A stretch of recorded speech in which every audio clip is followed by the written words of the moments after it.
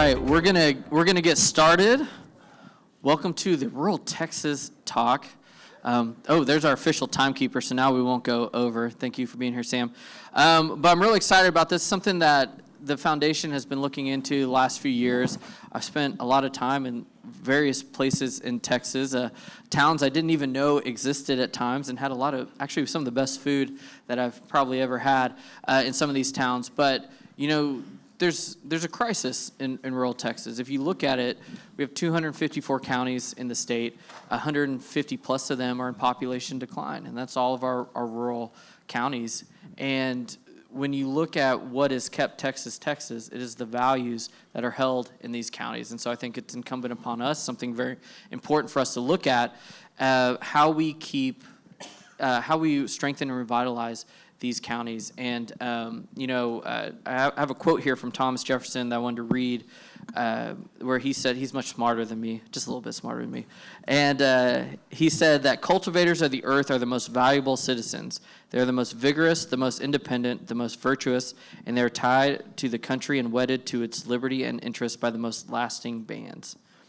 So I think that really talks about the importance of the people who inhabit, work, live in our rural communities.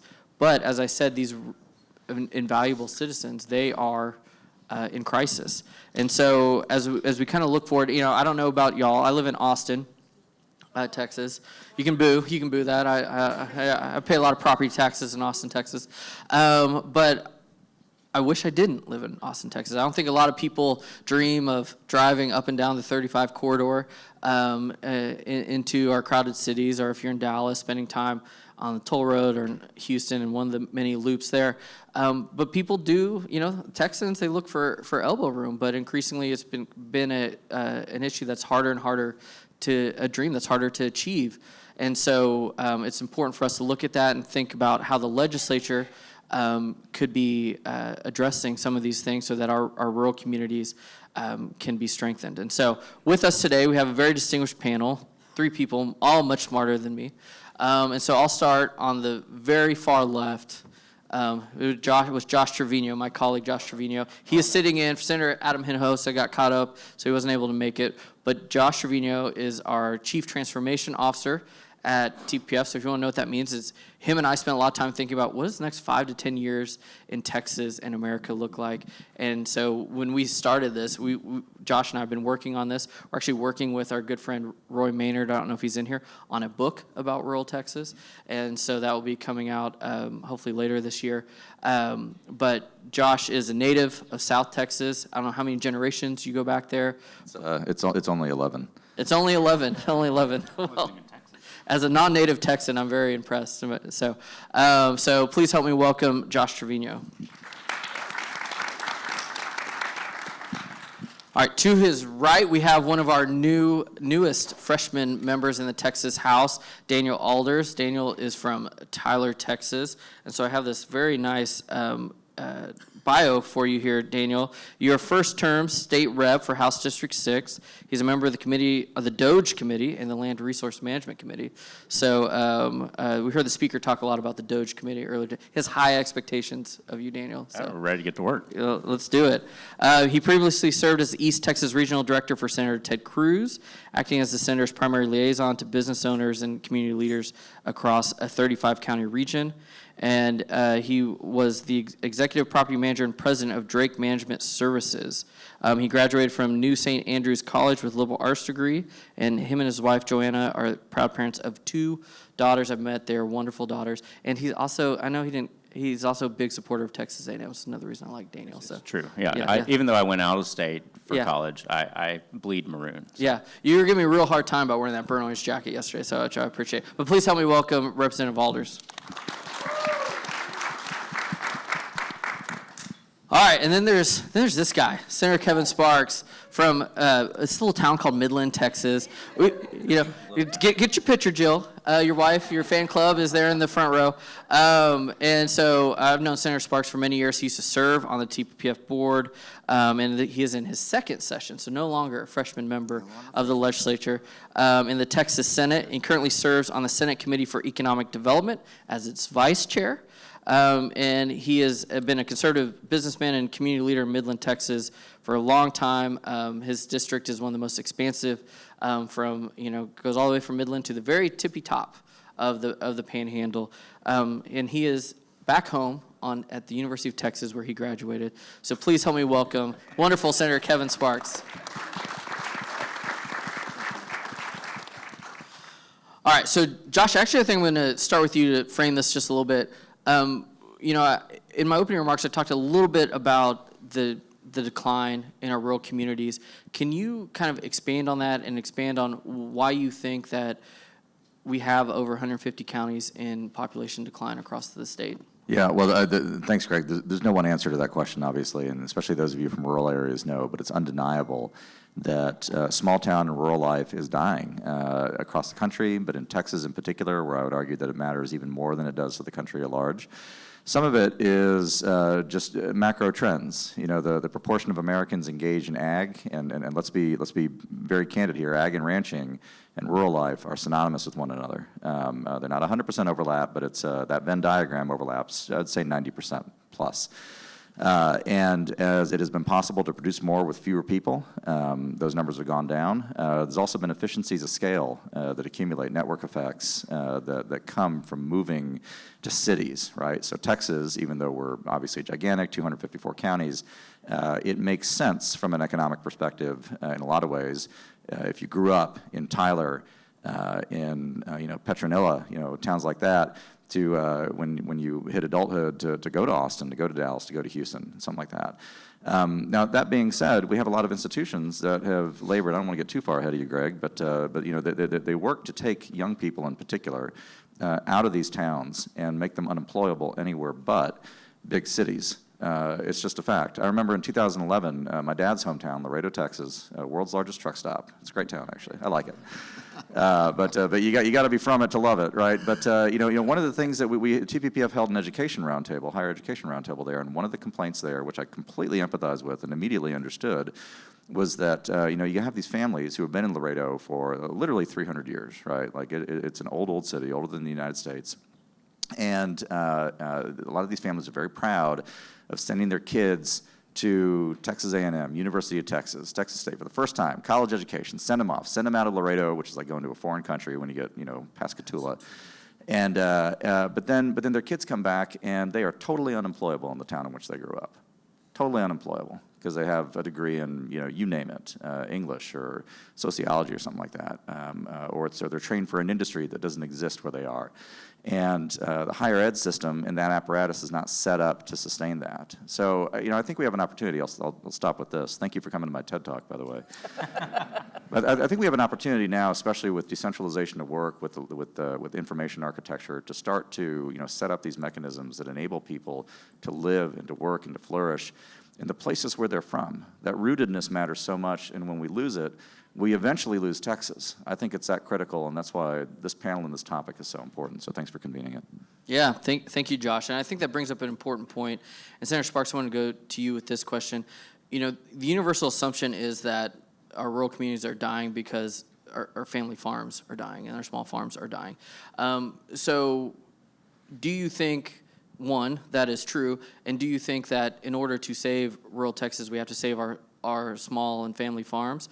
Or do we need to figure out how to disentangle rural Texas from the need to only be run by people who are in agriculture and ranching? Do you have enough? Is that a loaded enough question for you? Yeah, I'm not sure. So I grew up in Midland, which is rural, but it's not rural like a lot of my district. But even in the middle of the Permian Basin, where the oil and gas industry pays more than any other industry, we still struggle to get people out there. I think one of the things Josh was kind of alluding to, I think we can look back at our education system really, where we, however many years ago, 35 years ago, decided that everybody needed to go to college in order to, fulfill the American dream.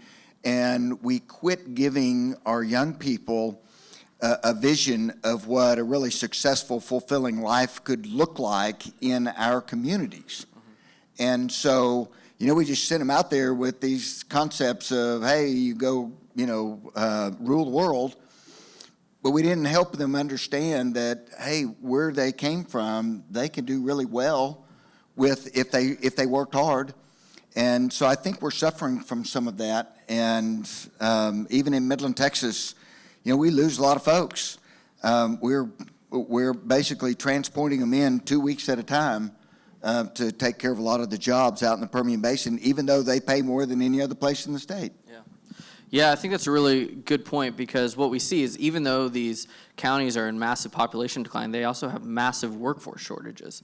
And it kind of goes to your original point, Josh, that the education system is kind of failing these kids, and it's forcing them out of these communities and into these bigger cities where they are employable. So, Representative Alders, maybe kicking over to you, how do we improve workforce development in the state so that our kids don't feel like they have to leave their rural communities in order to make a life for themselves? Well, it's a good question, and Josh and Senator Sparks have touched on some of the solutions that are needed. I think we're battling a cultural shift that's occurred over the last 50 years as well, and we're starting to see some hints that it's actually shifting back. But, how many of y'all here are from rural counties? How many of you, of those who raise their hands, how many of you are second generation or multi-generation from that county? Okay, and then how many of you have kids who stayed there? The fewest number. So the challenge is that we've got multi-generational families that are in our rural communities, in our rural counties, the 150, but over the last 50 years, we have not been pushing back against culture and that shift and the pressure to be mobile, to go dream big, accomplish the American dream, and the whole system has been oriented towards, you got to get a 4-year degree in order to pursue this career. It's got to be in that career. Well, by the time you've spent 4 years in college, that probably has changed. Your degree plan's probably changed multiple times, and then by the time you graduate, you decide you didn't want to pursue what you wanted to do, you thought you wanted to do in your sophomore, junior year. The whole system is oriented around the wrong thing, in my personal opinion, and what we're fighting is a battle for the sense of place. And what I think a lot of folks in rural Texas appreciate and value is a sense of place, but we've forgotten that we've got to inculcate that in the next generation. And so solving the workforce development problem starts in our own homes. It starts in making sure that we are battling that mentality that, oh, my kid needs to be able to go off and experience, A&M or UT or Baylor or, I guess you could send them out of state. But the challenge is making sure that whatever they're going off and they're doing, they realize the importance and the opportunity that exists at home. You talk about the technological opportunities that we have to be able to work from home. I don't want to jump too far ahead either, but we're probably going to talk about broadband and accessibility around the state in rural areas. There's no need to build out broadband infrastructure when we all have the ability to connect to the internet via Starlink. And so there is access for you to do whatever you want to do anywhere in the state of Texas. The responsibility is on families and communities back home to go, we want to invest in the next generation. We want to make sure you, as a young person today, Generation Alpha, I guess is where we are. I don't know. Are we starting over? Yeah. Apparently. No, we're back to A. We got to go Z to like broke AA it. or Z something. broke the formula. Generation AA, BB. But it's time to reset the formula and the way that we think about the world. Yeah. And so I think that's the important part of it is actually looking at the entire system and the way in which we are evaluating the value of our rural communities and what's available for our young people as they look at potential careers. Just a quick note on that. When I think back, so I grew up going to the field with my dad, who was a petroleum engineer. And so I knew early on that that's really what I wanted to do. I think that's unusual, but you go back 150 years before the Industrial Revolution, and that's what kids did. right? They worked in the fields, or they were, they were trained by the what am I?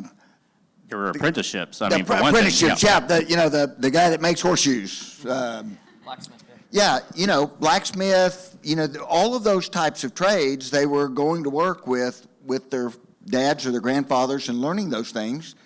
And so they automatically had this vision of what that could look like. Now, not all of them chose to do that, but the majority of them did.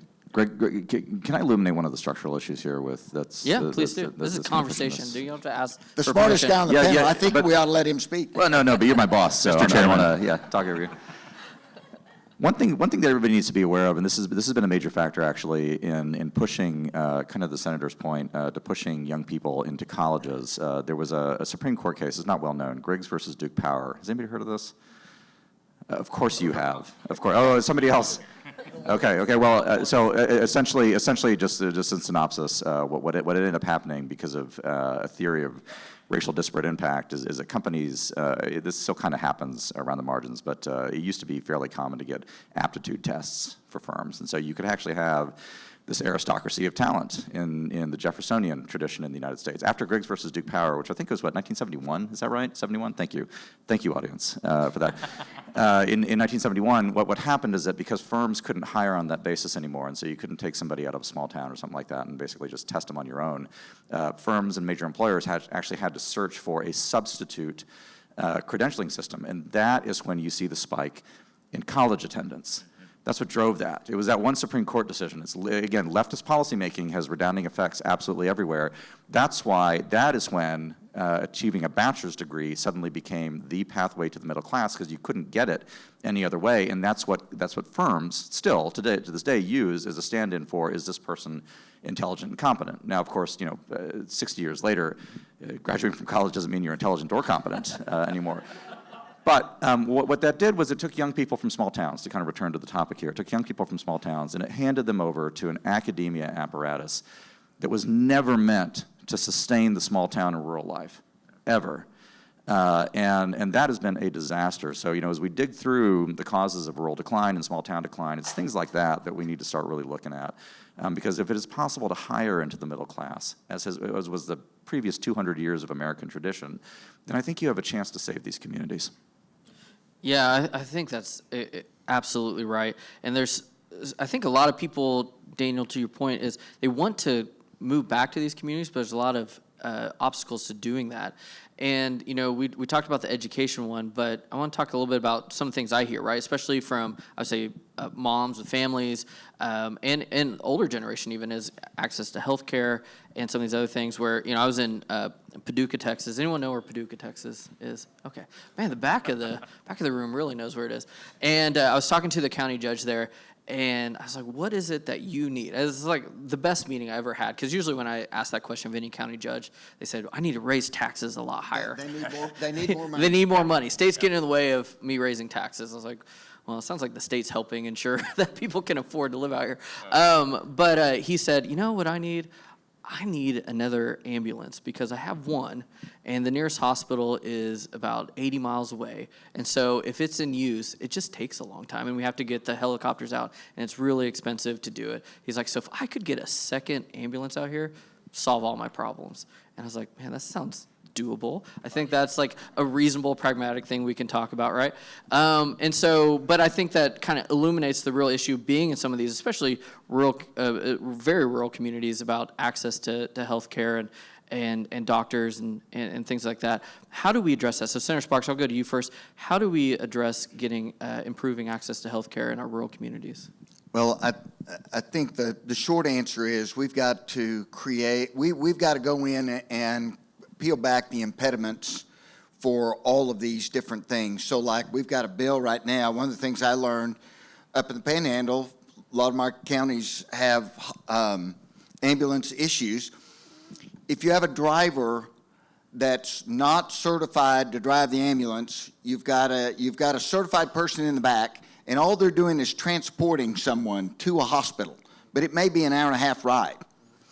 They can't get reimbursed as much even though they've got that certified worker in the back that's attending to the patient, but the driver doesn't have a particular certification. He's certified to drive that vehicle, but he doesn't have the next level up. They don't get reimbursed at the same rate. So I've got a bill this session that's going to say, okay, that's ridiculous, right? They need to be reimbursed for that full thing. Otherwise, those counties can't maintain their service. Yeah. I mean, there are impediments all across the board with all of our healthcare professionals. Well, and I think that's the biggest thing is they talk about, well, we had a doctor, and now the doctor has gone, and man, we would kill to have another one, and the same way they talk Kill's about the wrong word, but yeah, do what? kill is the wrong word. Yeah, fair point, fair point. Wouldn't kill to have another, but it's the same way they talk about plumbers and electricians. Like, man, we just don't have access to any of those. So, Representative Alders, how do we maybe encourage doctors, nurses, and some of these practitioners to open up shop or reopen up shop in some of these communities?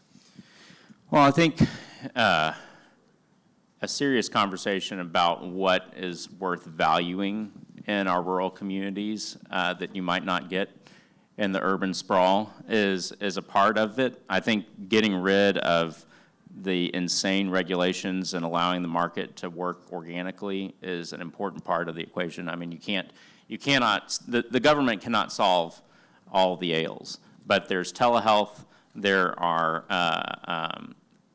so many technological advancements that have been made over the last decades where the opportunities for someone to open up a primary care office and serve a county or two, I think are dramatically, the opportunity for that is dramatically more than it was, better than it was 10 years ago.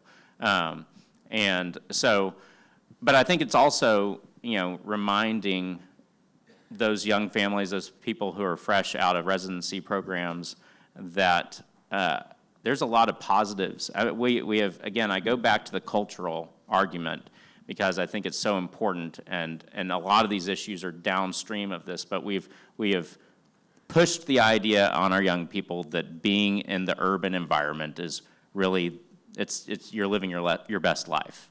And it's encouraged. I mean, we also have an incredible number of, I think the term that they use now is DINKs, dual income, no kids. We're seeing people getting married later. We're not seeing a growth in families and young, and couples having children and wanting to establish a sense of place. I go back to the sense of place. You want to do that. You see what we've seen in Tyler and Nacogdoches, and you probably see it in West Texas too, is that there has been a growth in young families moving out of the urban area because they started having kids. That's often what I run into is a couple decided to finally settle down. They've had kids, and they realize, I don't want to be in the suburbs. I don't want to be where I have no elbow room or I have to drive 2 hours on the road to get to my kid's school every day. And they realize they're lacking a sense of community. And I think part of the challenge that we have right now is rewriting the narrative and saying there is value in your hometown community and where your parents grew up and where your grandparents grew up, and having that long-term stability is actually the perfect environment for you to go off to medical school, accomplish what you want to accomplish as far as getting your education, and then you come back home and you work in that small town. You are going to be better off than if you're so-and-so, Smith, Dr. Smith, who's in the middle of downtown Dallas operating a new clinic or working in a giant clinic with a ton of other doctors. But we have to remind our young people in the next generation that there is great value in our rural communities and having the proximity and the closeness and the relationships. I think that's part of the challenge and what we ought to be busy, preaching to our young people today. Yeah, I think that's such a great point. And Josh, I would love for you to kind of expand on that. And how do we start making that cultural change so that people understand the value that's in these communities and the promise that can be in a life like this that they've been told is actually not what they should be pursuing? It's sometimes a mistake to think that you can drive cultural change, but you can harness it for sure. And I could not agree more with the comments that you've made on the necessity of a sense of place. Texas, I will say, is better placed than anywhere else in the United States to promote that sense of place. T.R. Fehrenbach said that we're the most European of the American states, but it's true. We're born in a struggle for the land. And I don't know if we like that. What's that? We take exception to that. Yeah. Okay, well, after last week. But, To be clear, I just filed a bill to ban a carbon tax, so we're never going to have carbon tax. We're not European. Okay, well, Explain that and so that we like that. I want to posit that history began more than 20 minutes ago. Okay. All right. So, drawing back on 2,000 years of European history, Okay, fair. we are, sorry, is that what you expected? Are you not entertained?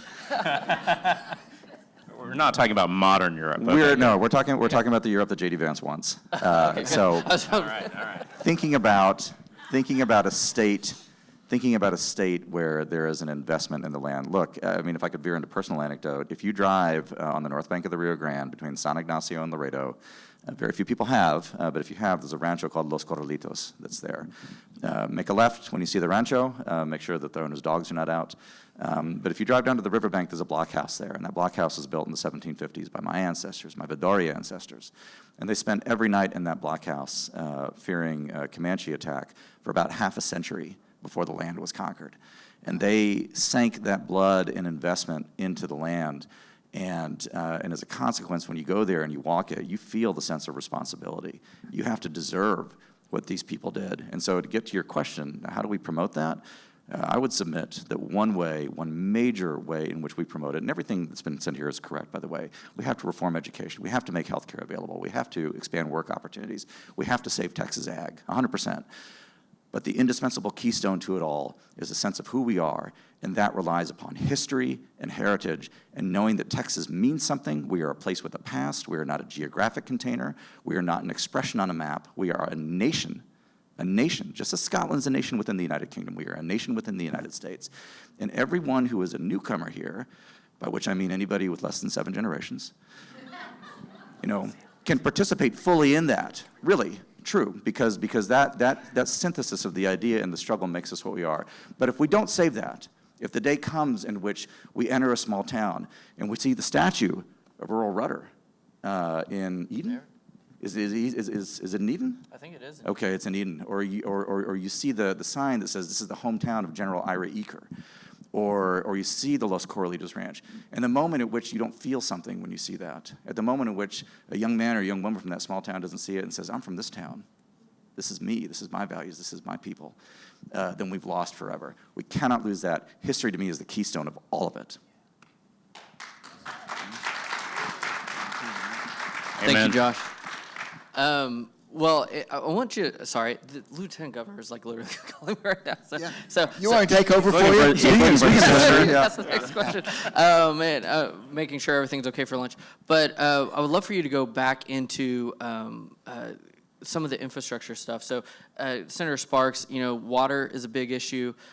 Maybe not as big a one in East Texas. You guys got plenty of it. We have it. Yeah, we have it, right? They want how do we handle that on the? So realistically, outside of the little portion of Texas that you live in, the rest of the state is in various degrees of being water poor. I mean, even Harris County, with the kind of population growth that they're experiencing, at some point in time is going to run out of water. And so Senator Perry's been working on this issue for more than 10 years. He's got a long-term water plan for the whole state of Texas, but it's going to cost real dollars over a long period of time, just like it did, when we put our highway structure in, just like it did when we put all of our wires in to make sure that we had electricity across the state. That's where we are on water. And you guys need to be talking to your legislators about getting behind that, because there's resistance in places like Tyler going, hey, we don't need to invest all this money. We got plenty of water. But realistically, when you look at my district, the Panhandle and the Permian, we got 40% of the Texas revenue comes from cattle and cotton and dairy and oil and gas. And if those communities don't have water, we don't have those communities. So it's a statewide issue. We've always looked at water as kind of a local issue. It's not really a local issue because you can't have those communities if you don't have water. Yeah, I think that's absolutely right. And so how do we get, Representative Alders, maybe the water from East Texas out to our friends in West Texas and South Texas? Well, I think the plan addresses that. And I've talked to Senator Perry and his staff about that. And I know the Are you on details of the board? bill. I am on board. Okay, he's on record. With what I have seen. I haven't seen the bill yet. I will stipulate I have to see the bill. He's walking it back. But the plan in conception, and as they have described it, is I think the right call. I mean, correct, we've had regional water planning groups across the state of Texas, but what we have not had is a whole statewide plan, and I think we're lacking in that. I mean, these are issues that, 20 years ago, if we had tackled this, would have been a fraction of the cost. And so what we're trying to do right now is we're trying to think about the opportunity that we have in this moment to make sure that we put the state on a path to prosperity, and that prosperity is dependent solely upon water. We can talk about a host of other issues that are going on in the state, but if we don't have water, none of the other things matter. And so I think East Texas recognizes the need that the rest of the state has. I think one of the solutions is bringing some water in from out of state. I think some of it may be pipeline from deep East Texas, and then I think they're looking at produced water. There's a variety of desalinization sources. of brackish water Right. is a possibility. Yeah, so there's a lot of avenues in which we're going to improve the water supply in the state of Texas. And the reality is that, East Texas has a lot of water, but a lot of it's owned by the city of Dallas and the Metroplex, and so it's not just our water, and we're a little defensive, yes, but we want to make sure that the rest of the state is successful, and I think the Senator Perry's done admirable work on this, and he's brought all of the various entities to the table and had that conversation. And as soon as we see a bill, I can, Well, I think he's upstairs talking about it right now, so we can bring him down here. Yeah, if we can pipe him in down here, that'd be great. That's right. Well, I want to get back more on the agricultural side. So obviously one of the big issues that, because my good friend now is the Secretary of Agriculture, so I'm learning about all these new issues, and new State Rep Helen Kerwin's talked to me a lot about these forever chemicals and things of how that's affected our agriculture. Do you foresee anything happening on that? Maybe I'll start with you, Senator Sparks, and how can the state address actually what seems like to be a pretty bipartisan issue on how we get these forever chemicals out of our agricultural land? Well, first thing, I think you've got to raise the level of awareness. How many of you guys have heard of the PFAS issue? Okay, it's better than I expected. We were at a policy summit. You are. You're right. On a rural panel, so these people are interested in rural You're Texas. right. Realistically, it's not something, if you go out on the street, that people know anything about. And so the first thing we've got to do is raise the level of awareness. But my office has agreed to partner with, thank you, Representative Kerwin, to address this issue, right? And that is, we're going to prohibit the use of, spreading all this on good land. We need more science behind all of this as well. We got to figure out how we address those. But we're actually importing that stuff from other states, and basically disposing of it here. It's contaminating our lands, and it's getting into our food supplies. So it's a real issue. We need to raise the level of awareness, and at the state level, we need to start putting up guardrails to make sure that we're taking care of Texans. Yeah, amen.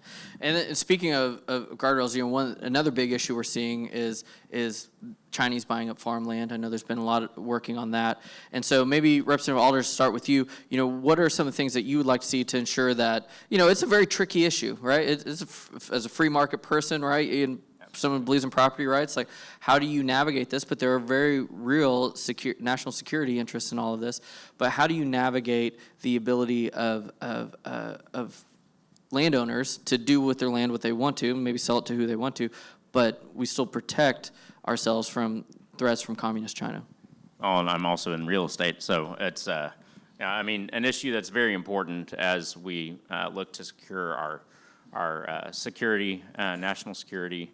And, I mean, I think the solution is what, and Representative Hefner would have been the perfect person to ask this question to, but, sorry, I mean, it's already in the queue. I think the key is we make sure that the state ensures that we do not sell land to our foreign adversaries. I mean, if they are a foreign adversary, if they are an enemy of the United States, they have no business owning land in the state of Texas. And I think what Representative Hefner has been looking at as well is making sure that there are other interests and ownership issues that are captured in that. Because you have businesses that are operating in the state of Texas that are run by our foreign adversaries. You have, I think there's been conversations about intellectual property. I mean, there's a host of issues that we have to discuss and pursue. The easy one is the sale of land in the state of Texas. But businesses, investments, all of that, I think, is going to be contemplated in the House bill on this. Yeah, I was actually out east of Tyler, meeting with a rancher out there, and he was talking about his neighboring land, and he's like, I'm almost certain this was all bought by Chinese interests, and he explained to me why, but it is a real threat that is happening. Josh, I would love your thoughts on that too, as somebody who's kind of been on the forefront of talking about threats emanating from China, about how we continue to protect our agricultural land. I mean, I can only endorse what's been said. Actually, it needs to that sale and that ownership needs to stop. Period. Full stop. I don't think there's a lot of gray area to it. It's one of those things that's simple. It can be a little bit difficult in execution, but the concept is very, very simple. I mean, look, we're Texans. Control of land is control of everything, and if we don't defend who has the land, then we have failed to defend ourselves. And so we just got to do it. That's absolutely right. All right, I want to talk, we touched earlier on Starlink and some of the infrastructure stuff. I want to go back to that because one of the big pushes, I can't remember if it was last session or the previous session, was rural broadband.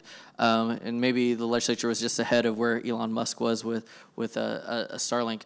But how do we address ensuring that people have access to the internet, and if we're going to move to Starlink, which is great, then what should we be using the dollars allocated for rural broadband to? Are there other issues, or can we return it maybe back to taxpayers, or what are your thoughts on that? Maybe I'll start with you, Representative Alders. Well, I mean, I tried to describe the role that government has to play in a pretty simple formula. I mean, government exists to keep people safe, to keep people free, and to provide an infrastructure for the free market to be successful. And the free market solved the internet connectivity issue. I mean, I frankly was not on board with using taxpayer dollars in the first place to expand broadband, because I realize it's an important issue, but it's an issue that the market can solve, and it did. Now, whether or not we use those taxpayer dollars for other infrastructure needs, we have, a $330 billion biennial budget, and 2/3 of that goes to education and healthcare, and 1/3 of it is left for what I believe is important for, the state of Texas to be concerned with. Not that healthcare and education aren't important. Education obviously is a constitutional duty that we have, but to Texans. But the reality is the infrastructure piece is the most important piece, and we're spending 1/3 of our budget on it. I think there are transportation needs across the state of Texas. We're growing by anywhere between, I've seen numbers anywhere between 1,100 to 1,500 people a day that are moving to the state of Texas. We've got the water infrastructure needs. I mean, there's a variety of different grid places. issues still. Grid issues, reliability. Yeah. So, I mean, there are a host of different, I'd love to be able to say, we need to return this back to taxpayers. But the reality is there are some infrastructure needs that we could immediately begin solving, and today's dollars are going to go further than dollars in 10 years or 20 years. And so if I had those dollars available now, I'd probably recommend we plug them immediately into infrastructure needs. But just my stab at it as a freshman. So. There we go. Well, I think that's an endorsement of your position. Well, Senator Sparks, I'm glad you brought up the grid because that's going to be my next question because it kind of relates to this. I was talking to Chairman Buckley yesterday, and he was talking about the amount of grade A farmland that's actually covered now by solar panels in his district and the issues related to that. I'm curious your thoughts on that, and then curious on, we talked about how Texas won't continue to push forward if we don't figure out the water crisis, but if we don't have, if our grid doesn't show up, all the growth will stop as well. And we've heard Lieutenant Governor and many others talk about that. So could you talk a little bit about the issues we have with maybe some of these solar farms and the land that they're taking up, even with the wind farms, and then also how we then maybe get back to ensuring that we have reliability and affordability on our grid? Yeah, so this has been an ongoing problem for more than 25 years now. We've had federal subsidies that have distorted the market and basically have made it prohibitive to encourage dispatchable power to be built here in the state of Texas. And what that's done is, our grid is now the ERCOT system. So this doesn't pertain to my friends up the Panhandle because they're in a different grid system. But basically, almost 40% of our electric generation is currently wind and solar. And you don't have to be a mathematician to understand how you can get upside down quickly if it's cloudy, if it's really cold, if the wind's not blowing, it's really hot. But yet we've been unable as a legislative body to figure out how we offset the federal subsidies that are coming in with both wind and solar. Mm-hmm. And so, even the $5 billion in low interest loans that we mandated last time, which were highly subscribed, but 90% of that generation is peaker plants, which basically, those facilities sit dormant most of the year in order to make profit running, maybe a week or two out of the year. That's ultimately going to drive the price of electricity to all the customers up. And so we're still battling that. Once again, I think a lot of this is an awareness problem. Yep. If you talk to people across the state of Texas, they're not aware that we're still, because we got a lot of folks telling them, yeah, we've solved the grid issues. Does anyone think we've solved the grid issues? Okay, no. Yeah, this is a very intelligent crowd. Yeah. I agree with everything y'all are saying. All right, last question. We're going to go to Q&A. And Josh, I wanted to talk to you a little bit about this because I think it's really important. When we see actually, we've talked a lot about population decline in our rural communities, but when we see our small towns grow, it's actually really like in the exurbs, right? And they start getting swallowed up by these metropolitan areas. I think of places like Helotes, Texas, or Bernie, Texas, right? Which now used to seem like kind of out in the middle of nowhere, but now it just seems adjunct to San Antonio, Johnson City, places like that out here in the hill country. Is that something we should be celebrating? How has that changed the fabric of what it means to have a rural community? And how do we move forward on that? Yeah, no, that's a great question. Look, it's indisputably true that when you see, small towns, so-called small towns that are growing, it's almost always because they're being absorbed by a major metropolitan area. So my family and I live in Leander, which some of you may remember used to be the Sticks, right? And now it's indistinguishable from, tell me something unique about Round Rock, Cedar Park, and Leander that makes them different from each other. You have nothing except for donuts, right? And so it's, but this highlights the problem, right? It's not enough to grow. And I'm not casting stones at my Leander civic leadership because I've only lived there for 5 years, but a lot of these small towns, when they realize that they're in a growth path, if you're in Houston, I would say that this is going to happen to Waller within the decade, for example. And so what they'll do is they'll typically they'll make a growth plan and they'll salivate over the new tax base that's coming, and they'll destroy farms and build tract houses on them. All the stuff that normally happens. What almost never happens, what you almost never see, and this is one reason that I think our work is important, and the work of this Texas Policy Summit is important, is you never see local leadership stop and think, how do we preserve the character of this place? It's inevitable that Houston's going to swallow us. It's inevitable that Austin Metro is going to swallow us. It's inevitable that we're on the I-35 corridor between Austin and San Antonio, and we're going to be part of the conurbation. But is there any mayor, is there any city councilman, is there anybody in civic leadership, anybody in the local Republican Party, for Pete's sake, who says, wait a second, when this is going to happen, how do we stay who we are? How do we say distinctly Leander? How do we say distinctly Bertram? How do we say distinctly Waller? Nobody asks that. And that's up to us to demand. That when we see this growth coming, you can't stop the train of progress, so they say, although I'm going to try. This is where we have to understand that market mechanisms are not sufficient. We have to understand, like, the spirit of the people, our sense of who we are, the sense of place that we've talked about here. That has to stay. And it is a shame. Leander's gone. There's nothing special about Leander anymore. It's a nice place. We live in a park, so we're happy. But Leander doesn't mean anything anymore. If you're in one of these towns, make sure it means something, even if you are swallowed up, so that when people drive into your place, they can say, holy cow, look where I am. I'm no longer in San Antonio. I'm no longer in Dallas. I'm in this town here. And I'll just end with this. You know what area did it right? Now it's gone. It's now a savage wilderness. There's Chicagoland. Believe it or not, for those of you, we had the pleasure of living there for 2 years and left as soon as we possibly could. But some of these older growth urban areas, especially in the north, actually did a pretty good job of preserving local neighborhoods and local identity, and Texans could learn a little bit something from that. Josh, I would say, Texas as a state needs to be thinking about that as well. This idea that, hey, we want to open our gates up and let everybody come here. We need to be thinking, and to me, we need to be strategic as to what things does Texas need to do. We're the 7th or 8th largest economy in the world, right? We don't need to be inviting everybody to Texas. We need to figure out what are those things that we have learned that Texans need if we have another pandemic or, something, and we need to target those folks and make it practical for those folks to come. And then the rest of them go to Oklahoma or New Mexico, wherever. Right? Amen. Build the wall on the panhandle. Yes. Yeah. What I hear you saying is that we need to make sure that Texas remains identified by the values that rural Texans hold. That's right. At the end of the day, can we get applause for that? Yeah. Put that on a billboard along the border and say, this is what we believe in: God, family, country. And If you don't turn around. And if you don't turn around. Love it. All right, well, please help me thank our panel so much.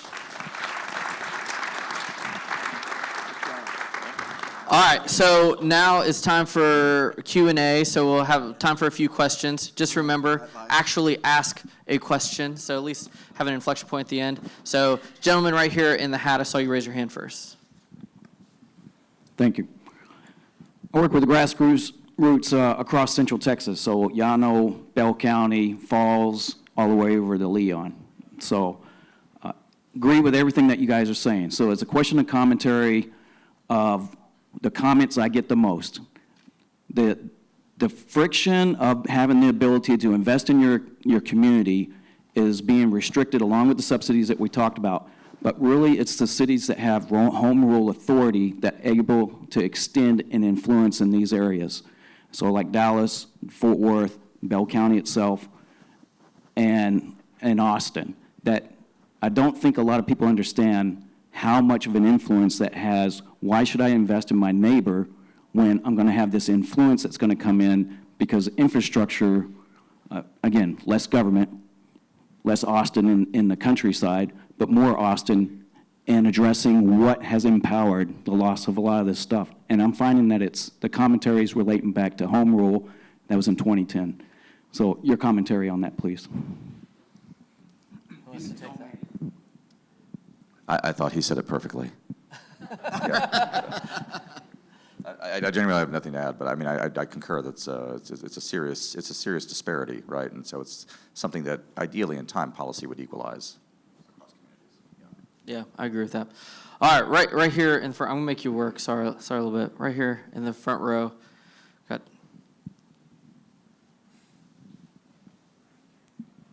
So you guys touched on it a little bit on the transportation side. The rural communities, you've got to be able to get them to places where jobs exist easily if the jobs don't exist in their community. So what measures out there are there? How do we accelerate, transportation seems like the easiest thing to cut. But how do we do that? How do we get faster construction on roads from not just the big four cities, but like with Tyler, it's sort of a hub and spoke. And you've got a lot of cities within reach of that. So how do we help the mid-level cities get faster road construction in those areas to be able to be a conduit for jobs and opportunity for the smaller communities, so maybe people stay there and live, but yet work in another area? Yeah, that's a great question. Senator Sparks, you have any thoughts on that? I mean, it's a challenge. So what you run into, and is trying to make at the state level, trying to make sure that we're spending those dollars wisely. The amount of paperwork and the red tape that you have to go through in order to win a big contract, it is a significant challenge. Probably when you boil it all down, it's probably driving the cost of things up. And so that's probably something we ought to be looking at. There are a lot of very good contractors out there. In my mind, I look at government and go, we ought to release things to be done by people that we think do a good job, and if they don't do a good job, we don't hire them back, just like you would at your house. If they do something that's illegal, then you make the penalties hurt, but unleash this ability to let all kinds of companies come in and do the projects that make sense for the size company, right? You don't have to have a huge multinational company build, a $200,000 bridge. Yeah, I think that's right. Representative Alders, since you are from Tyler. Yeah, I will add, Mr. Chairman, that everything the senator said is accurate, and I think this is something that actually the DOJ committee is designed to do, is review how some of our agencies are operating, how we're awarding contracts, and I think that's one of the things we're planning on looking at is there transparency going on? Are we actually allowing the market to be involved in the process? I think that's an important part of the solution. And then where can we utilize technology as well? Because goodness knows government is often not forward-thinking in that regard. So, yeah, I think that's something we're going to be looking at this session. And my hope is that we're obviously not going to be able to find all of the issues and have all of the solutions in the next 100 days. So I'm hoping that this is a committee that also has interim charges that we can really dig in over the course of 2 years and identify areas where we can improve across the state how agencies like TxDOT are solving the needs of Texans. Yeah, I think that's right. Well, and the speaker said today he expected 2 years worth of work out of this committee, so hope you're ready for it. Yeah. All right, go right here. There's a hand right here. Is nuclear power feasible for our problems with our grid? Yes. Yes. The short answer is yes. We don't have, so there's new technology that's being tested. I reviewed a facility in Abilene that actually has a permit to go ahead and build that reactor. And it's modern technology. It's going to be modular. But all of that stuff really takes time. They're hoping that they'll have a prototype that they can actually begin to construct in 2 years and actually get in the field.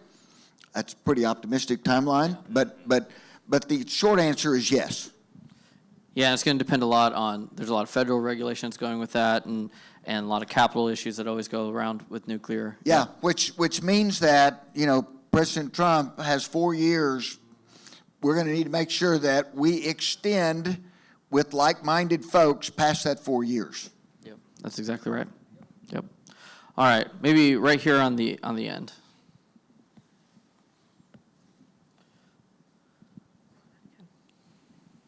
You mentioned PFAS earlier and the bill you filed, Senator Sparks. It's been well documented that PFAS play a role in male and female infertility. And since we're talking about being pro-marriage and pro-family, I was curious if there's anything you know of that it would create protections for Texans from PFAS. Well, that's legislation right now that we're carrying in the Senate, and it mirrors the legislation in the House. And so it's early in session, but I'm cautiously optimistic that we'll get some protections in place for Texans this session. Yeah, it seems to be an oddly bipartisan issue. You see people on the Democrat side of the aisle, on national and state level, that are very interested in this issue. I've been ignoring the side of the room, so I'm gonna come right here. Okay, right here.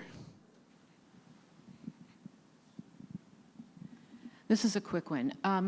If we want to keep people in rural areas and small towns, we need to do something about medical care and the availability of it. And you touched on that briefly. But there has been a push over past legislative sessions to grant full practice authority to nurse practitioners. And that isn't going anywhere. It hasn't been going anywhere. Is there legislation being planned to address this? Because right now, a nurse practitioner, I believe, has to live within 75 miles of their supervising physician. That makes it almost impossible for medical care in these rural areas. That's a great question. Are you all aware of any? I haven't. You're right. The last couple sessions, the nurse practitioner stuff has not really gone anywhere. But I don't know if that's changed. The doctors don't tend to like it. The broader medical community is not a big fan, and so that has come up against a lot of headwinds. We actually have a bill that we call the doctor bill that is trying to reduce the barriers of entry from doctors coming in from other states, as well as from other countries, as well as military doctors, those kinds of things, just trying to, still maintain the quality, and that's the hard part, the balance, but not create barriers that makes them want to go to other states first. Yeah, that's exactly right. All right, Mr. Logan, right here in the front.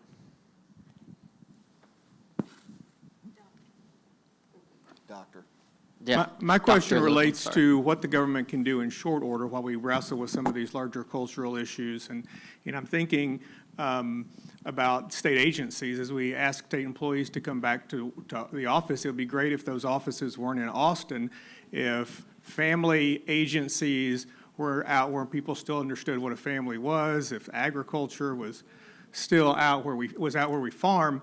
Also, as we expand, expansion in universities and airports, if we disincentivize expansion where we don't want expansion and incentivize it where we do, so what are things that the government can do sort of in short order with, that aren't some of these big long-term issues?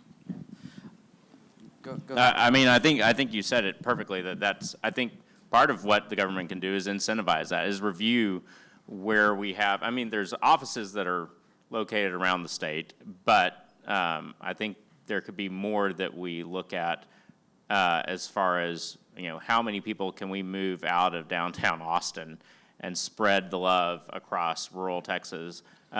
So what Josh's argument would be, do you really want to take people from downtown Austin and send them to some of these communities? We love y'all. We're not trying to.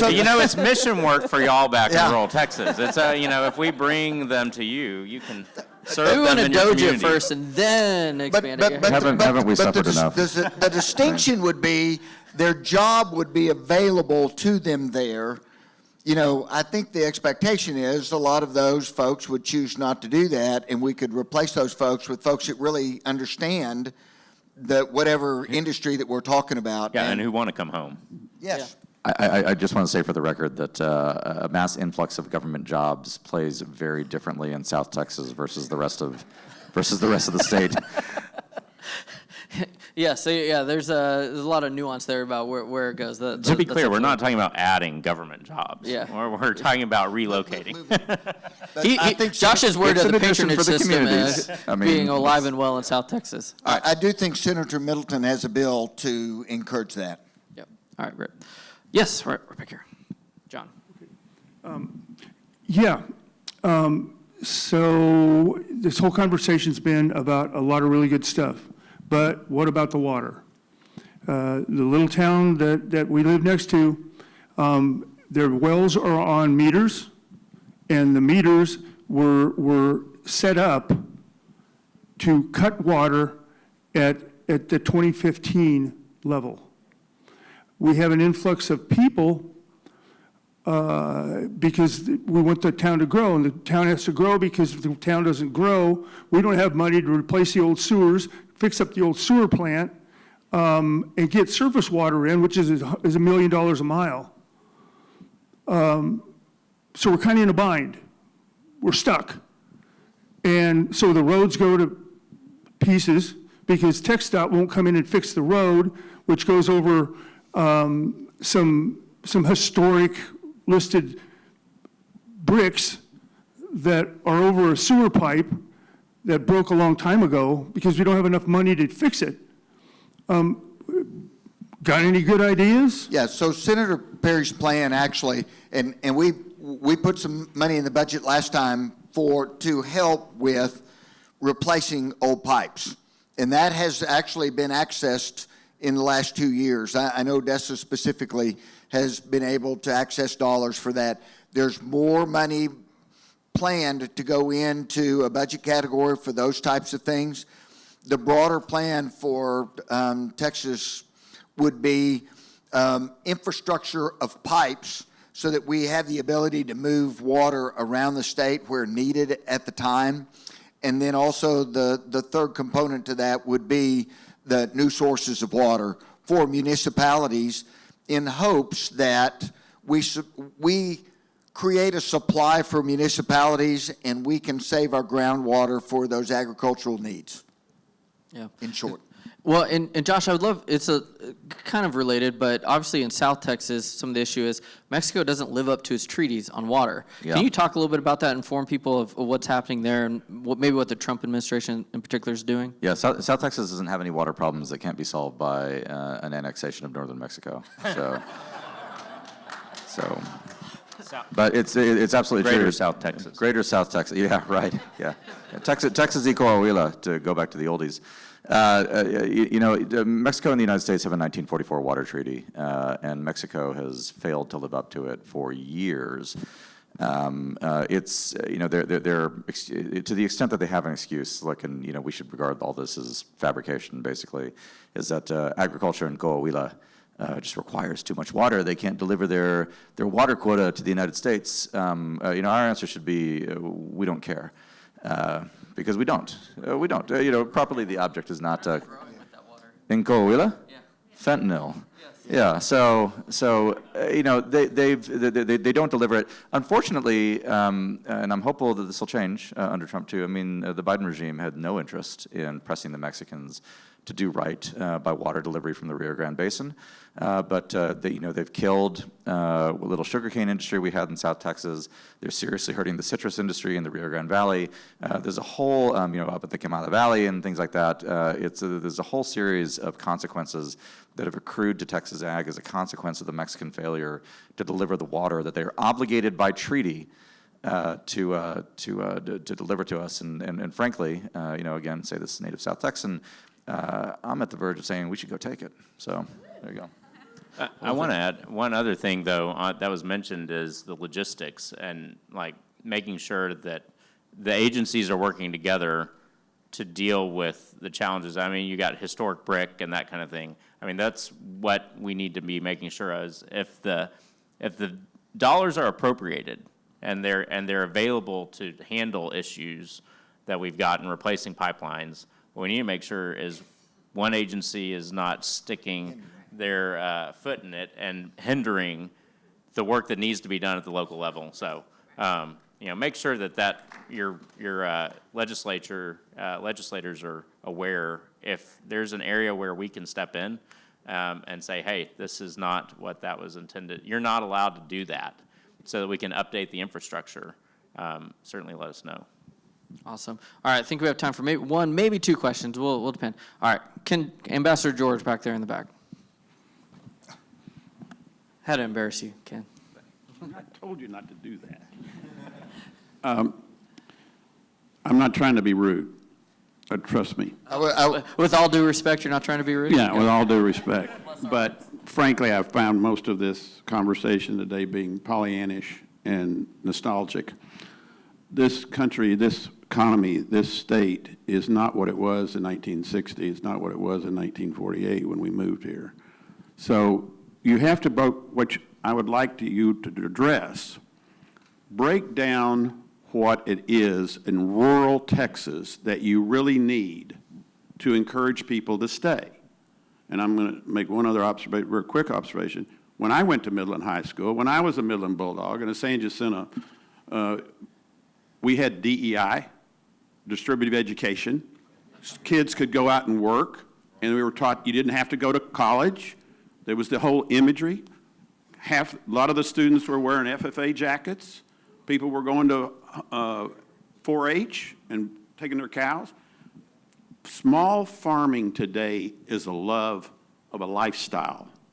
It is not a profitable business. Okay, now, I own several ranches in the Panhandle. I cannot hire people to come work, even when I go to the A&M graduate program on the internet. Why? Because if I'm a young farmer, a rancher that wants to be in that lifestyle, I'm married, and I want to have children. And I would challenge, how many of these women in this room today want to live 65 miles from an OB-GYN? How many people don't know where a hospital is without driving to Amarillo or to Childress? And you've got these women, these mothers, these families, these young families that we wanted to get into health, into farming, and she has to drive 30 miles to get a bottle of milk, and she has to drive 65 miles one way to get to a hospital. And so lastly, the thing I would like for you all to think about and comment on, the bedrock of a community to build small families is the doctor. If you really think about it, when your mama can't get health care for the baby or yourself, you don't want to live there.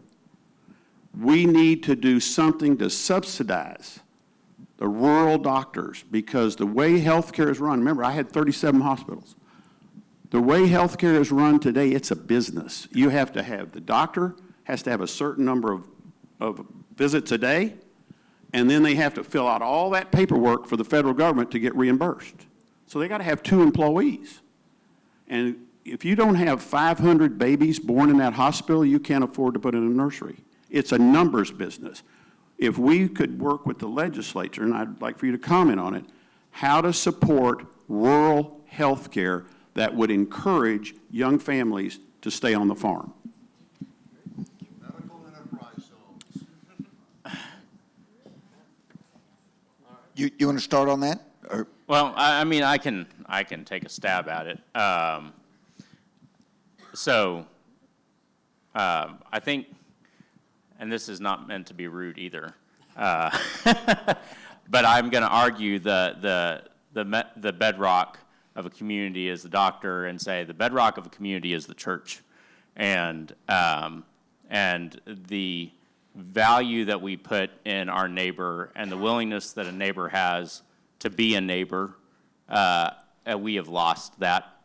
And so the reason why this is all Pollyannish is because we're being so incredibly countercultural, and we've got a secular society that we live in, and we need to quit, and we need to grow up and realize we've done our young people wrong by not preaching the gospel to them, and by requiring that they learn and appreciate the legacy that's been handed down to them. And I think that part of doing that is the solution. Now, yes, there's a need for rural medicine, and there's a role in which the legislature could play. Medical opportunity zones, I heard, shouted out here. But throwing money at the solution is not going to fix our rural communities, and so that's what I would say. Yeah, no, please. With respect, I want to push back against that. The reason that we care about this is that law and liberty are emergent properties of community, 100%, period, full stop. And community is an emergent property of family. And so one of the reasons that we have to fight for small towns, and that we have to value small towns above other types of community, is that those are the towns that are ordered, those are the communities that are ordered to deny anonymity while maximizing community. If you move to a big city, you get lost.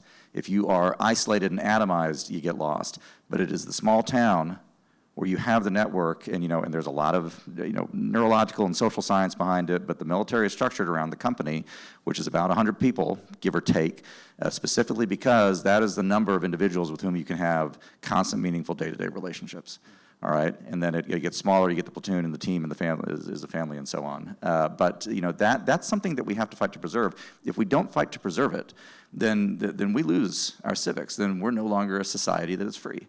And that's why it matters so much to us. And so, and the final thing they'll say is small ag doesn't work right now because the government has spent 100 years distorting the ag sector, all right? And we don't have to accept that state of affairs. That's easy for me to say. I know somebody who can do something about that. We know someone who can fix that. All right, and so, but Thomas Jefferson, Greg began with the Jefferson quote. Thomas Jefferson said specifically, and he was 100% right about it, that you need an ag class and you need a small landholding class as the prerequisite for democratic, small d democratic civics, and that is 1,000% true. And so, that is something, it's not, maybe you can characterize it as a lifestyle choice. I say this with respect, sir. I mean, you and I have talked before, and I value your views. But the lifestyle choice here is the choice to be American. And that's something that's worth fighting for, in my view. Yeah. Well, what a way to end. Please help me thank our panel. Thank you all so much.